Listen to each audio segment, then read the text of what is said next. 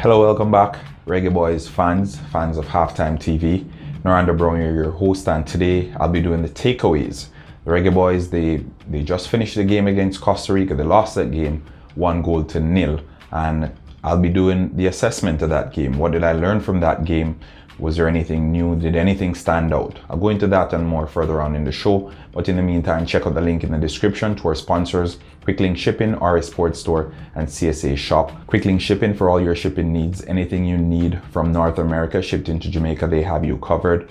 RS Sports Store for all your latest sporting clothing and apparel. Check out RS Sports Store on Instagram at RS Sports Store. And CSA Shop, located in the heart of Mandeville. CSA Shop, be free, be confident. Now let's get to it. What are my takeaways from the game against Costa Rica? Going into the game, I told you about Joel Campbell. I told you he was the one to watch. He was all over the pitch. He dominated the Reggae Boyz for the most part, and although at times the Reggae Boyz looked more threatening, at no point was I confident that we were going to win that game. Costa Rica, I think the 1-goal win is somewhat fortunate in that it was a blunder on the Reggae Boyz that led to that goal, and we were unable to get one back in the latter stages. Now I'll go straight into it. You hear it all the time. We heard it when we were kids playing football growing up. Defense wins you championships. Now the Reggae Boyz defense, it has been all over the place throughout the entire tournament. I've spoken about it on numerous occasions, and I'll continue to speak on it. They are not working in unison.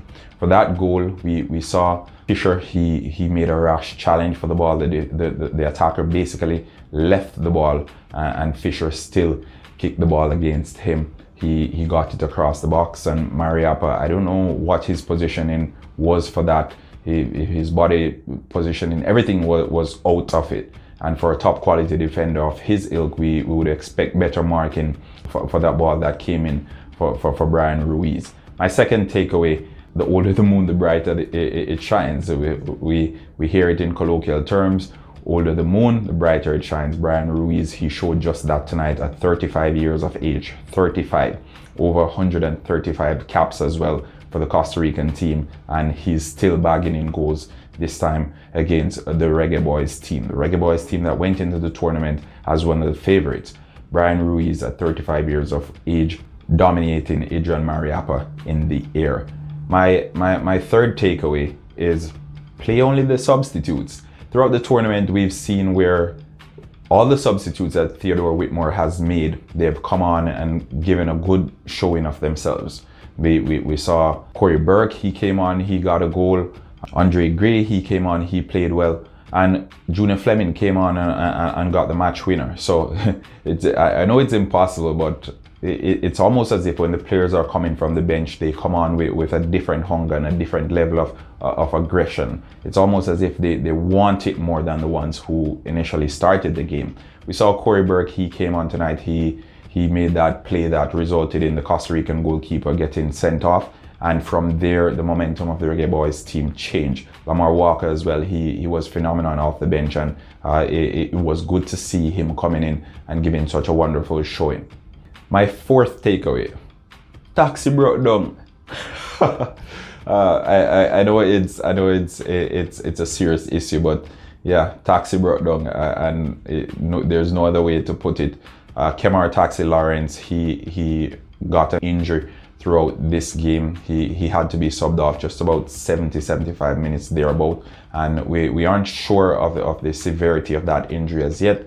Hopefully he'll be back for the next game, but it's heart-wrenching. He just came into the starting lineup. It's his first start in the tournament, as a matter of fact. He had a good showing from the bench in the previous game, and in this game he started well. He made some good runs throughout the game, and he was okay, maybe a 6.5 out of 10 for the most part, but then he got injured and he had to be taken off the pitch. I know it's disheartening to an extent, but again, we are keeping our fingers crossed and hoping that he'll be back for the next round of fixtures.